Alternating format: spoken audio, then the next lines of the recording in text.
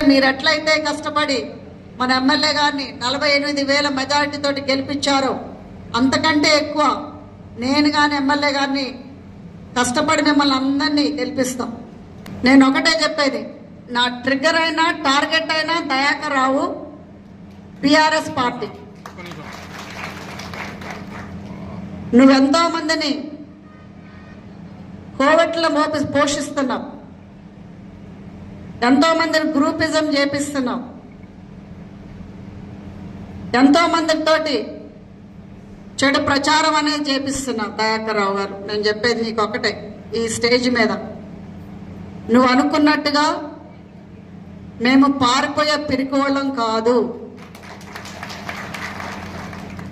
ఇక్కడుండి పోరాటం అనేది చేస్తామే తప్పితే నువ్వేదో మమ్మల్ని భయపెట్టించి బెదిరించి పంపించాలని చూస్తున్నావు. ఎవరైతే ఆయన డబ్బులకి ఆశించి కోవిడ్ రాజకీయాలు చేసేవాళ్ళు ఉంటారో వాళ్ళకు కూడా చెప్తున్నాం, ఎవరైతే గ్రూపిజం చేసి ఆయన చెంచాగాళ్ళు ఎవరైతే ఉన్నారో,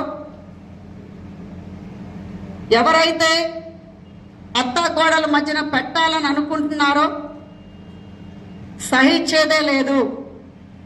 తప్పకుండా ఎట్లయితే పోయినసారి వచ్చిన దగ్గర నుంచి ఇప్పుడు 2 years అవుతుంది, జూన్కి 2 yearsలో ఎట్లయితే పోరాడి చేశామో అసలైన రాజకీయం నువ్వు చూడలేదు.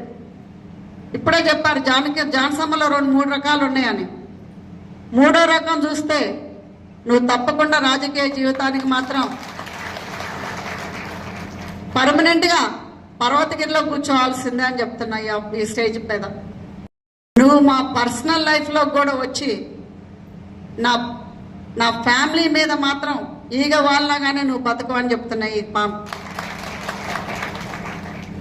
అది ఎవరైనా సరే, పదవి ఉన్నోడైనా సరే, పనోడైనా సరే, పనోడు నుంచి 11 వరకు, ఇంటోడు వరకు కూడా ఇది వార్నింగ్ చెప్తున్నా ఈ స్టేజ్ మీద. ఎవడైనా అడ్డొస్తే మాత్రం ఊకునేది లేదు. మస్ అయిపోవాలంటే మాతోటి పెట్టుకోండి,